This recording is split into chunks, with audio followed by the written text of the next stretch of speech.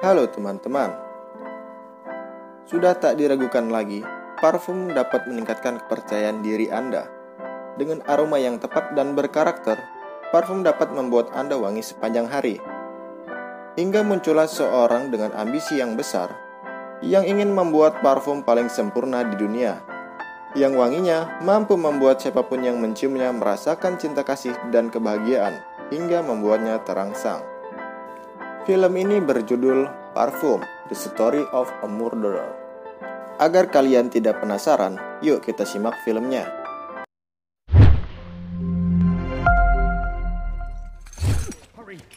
Film diawali dengan adegan di mana kita melihat seorang tahanan digiring paksa oleh aparat penegak hukum. Ia dibawa ke hadapan rakyat yang sepertinya sangat membencinya. Dan ternyata, pria tahanan ini bernama Jean Baptiste Gronnelly, seorang peracik parfum yang divonis akan dihukum cambuk dan disalib, kemudian dibiarkan hingga mati.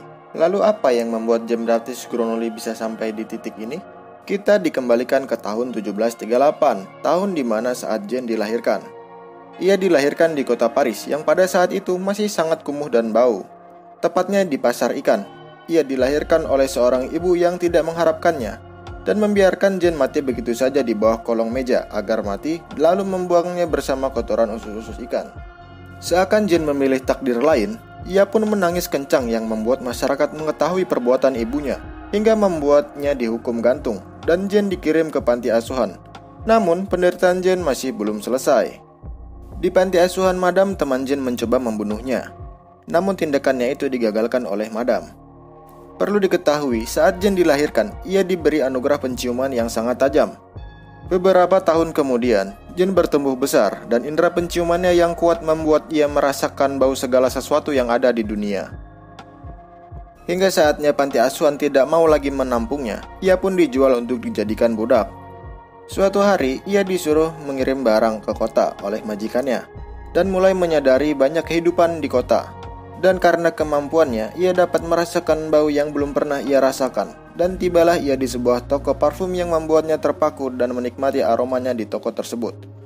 Beralih dari bau parfum di toko, ternyata ada bau yang lebih menarik untuknya, yaitu berasal dari seorang wanita yang membuatnya ia terobsesi untuk mengikutinya. Sampai akhirnya ia bertemu dengan wanita tersebut. Dan tanpa rasa malu, ia langsung mencium tangannya hingga membuat wanita itu ketakutan dan kabur. Namun karena Jean terobsesi dengan wanginya, ia mengikuti wanita itu sampai ke rumahnya dengan menggunakan indera penciumannya itu. Perlahan-lahan Jean mencium wanita itu dari belakang, hingga membuat wanita itu terkejut dan berteriak. Karena takut perbuatannya diketahui orang sekitar, spontan Jean membungkam wanita itu. Namun karena terlalu kuat, membuat wanita itu tak bisa bernafas dan mati. Kemudian apa yang dilakukan Jean setelah itu sangatlah tidak pantas. Ia malah menciumi seluruh tubuh wanita tak bernyawa itu dengan tanpa busana.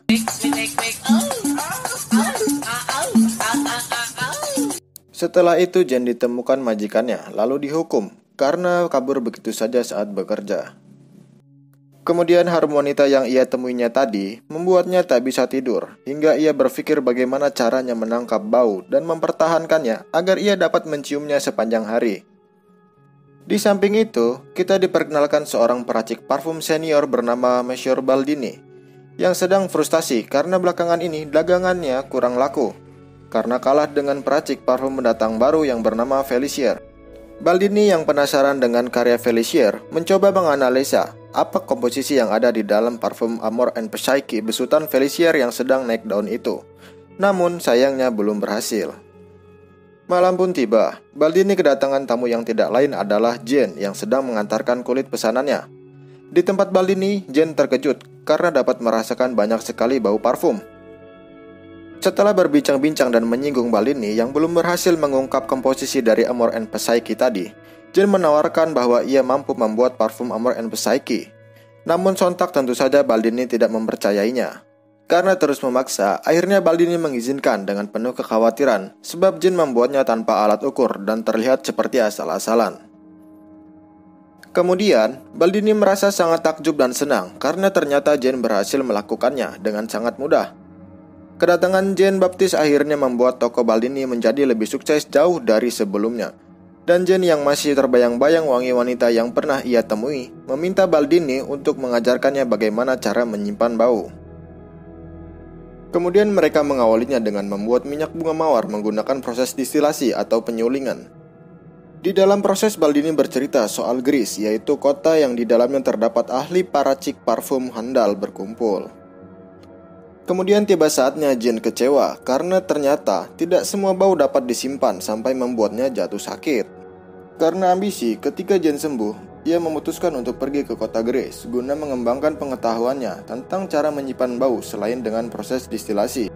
Awalnya Baldini tidak merelakan, namun karena tekad Jane yang kuat, akhirnya Baldini mengizinkan dengan syarat Jane harus memberikan 100 resep parfum baru untuknya. Namun kebahagiaan Baldini sangatlah singkat, karena setelah Jane pergi, tiba-tiba rumahnya roboh dan menewaskannya. Di tengah perjalanan Jane menuju Greece, ia menemukan sebuah gua yang dimana ia tidak dapat mencium bau apapun, dan ia memutuskan untuk tinggal di sana selama beberapa waktu. Selama singgah di gua, Jane pernah bermimpi soal wanita itu lagi, dan tiba saat berpikir ia bukan siapa-siapa, dan akhirnya ia bertekad untuk menjadi orang yang dikenal ketika sampai di kota Greece. Kemudian singkat cerita, Jane sudah berada di perkebunan bunga yang dimana ia akan mempelajari hal yang baru di kota Greece. Namun bukannya bunga yang menjadi bahan percobaannya. Jane justru menculik wanita dan dibunuh, kemudian dijadikan eksperimen guna untuk mendapatkan baunya. Namun eksperimennya kali ini pun gagal dan hampir ketahuan oleh majikannya. Layaknya seorang profesor yang masih gagal dalam bereksperimen, Jane Baptiste pun kembali melakukan eksperimennya dengan menggunakan wanita yang lain yang ia bunuh sebagai bahan percobaannya. Namun akhirnya ia berhasil. Karena keberhasilannya, ia kembali ke rumah Laura, yaitu wanita yang berada di kereta kuda sebelumnya. Karena untuk pencapaian terbesarnya, ia masih harus mengumpulkan ekstrak bau wangi dari wanita lain, termasuk Laura. Kemudian di adegan berikutnya kita diperlihatkan kemampuan parfum buatan Jane yang awalnya atasan Jane memarahinya, seketika menjadi lunak setelah mencium wanginya. Di sisi lain, kota Greece menjadi kacau setelah satu persatu mayat wanita ditemukan di setiap sudut kota, hingga membuat para petinggi-petinggi kota melakukan pengawasan penuh terhadap orang-orang yang mencurigakan. Bahkan saking paranoidnya, masyarakat langsung membunuh orang yang dianggap mencurigakan baginya. Hingga tiba saatnya Jane mencari Laura untuk dijadikan parfum. Tiba-tiba kota Greece mendapatkan kebahagiaan sesaat, karena ada seseorang yang menyerahkan diri dan mengaku telah membunuh wanita di kota Greece, yang tentunya ayah Laura tidak percaya begitu saja. Karena merasa Laura dalam bahaya di kota Greece, ayahnya membawa Laura ke rumah temannya bernama Marquis, yang berada di luar kota. Menyadari akan hal itu, Jane pun mengejarnya. Di sisi lain kita diperlihatkan seekor anjing yang menemukan rambut majikannya yang merupakan korban eksperimen di tempat kerjanya Jane dulu. Atasan Jane yang mengetahui hal itu langsung melaporkannya kepada polisi dan akhirnya ditemukanlah rambut dan pakaian korban yang lainnya. Kembali ke pengejaran Laura, akhirnya Jane dapat menemukannya. Hingga tiba malam hari, Jane menerobos masuk dan membunuh Laura.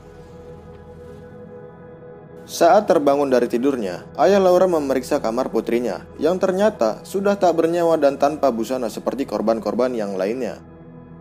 Di samping itu, saat Jane meracik pencapaian terbesarnya, tiba-tiba ia digerebek polisi, kemudian ia diinterogasi oleh ayah Laura dengan ekspresi penuh kebencian. Selanjutnya tibalah saat hari penghakiman, adegan di mana saat awal film dimulai. Di sini ternyata Jane masih menyimpan parfum racikan terdahsyatnya, kemudian ia pun menggunakannya. Dan benar saja, wangi parfum buatan Jane ini mampu meluluhkan hati orang-orang yang ada di sana. Hingga Algojo pun tunduk kepadanya, bahkan pendeta pun menganggapnya sebagai malaikat. Orang-orang yang berada di sana seperti merasakan kebahagiaan setelah mencium wanginya, termasuk ayah Laura. Dan tidak berhenti sampai di situ saja. Setelah Jane menggunakan kembali parfum di sabut tangannya, kemudian menebarkan ke orang-orang yang ada di sana. Anehnya, kekuatan parfum tersebut membuat mereka semua yang ada di sana seperti terangsang satu sama lain. Dan akhirnya mereka semua melakukan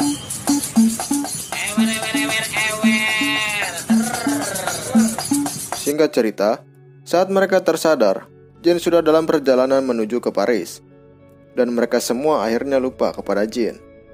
Setibanya di Paris, tepatnya di pasar ikan yang dimana tempat Jane dilahirkan, ia berpikir bahwa ia tidak memiliki siapa-siapa, dan hidupnya tidak berarti apa-apa, karena tidak bisa hidup seperti orang-orang normal lainnya. Kemudian, Jane menuangkan semua parfum ke tubuhnya, dan seketika orang-orang yang ada di sana takjub lalu mengerumuninya. Namun anehnya, ia justru dimakan sampai tak tersisa hingga tewas. Dan film pun selesai. Ending yang sangat membingungkan ya. Awalnya saya kira Jean-Baptiste Grosnelly ini akan menjadi orang yang paling ngetop se-Prancis karena pencapaiannya itu tadi. Karena menurut saya, bisa aja kan dia berubah, tetap menggunakan ekstrak wangi tubuh manusia tapi tidak harus membunuhnya. Oke, sekian dulu dari saya. Yang mau subscribe dipersilahkan. Yang udah subscribe terima kasih. Yang belum subscribe kapan-kapan aja nggak apa-apa. Kurang lebihnya saya mohon maaf. Tunggu postingan saya selanjutnya ya. Salam YouTuber HP Kentang.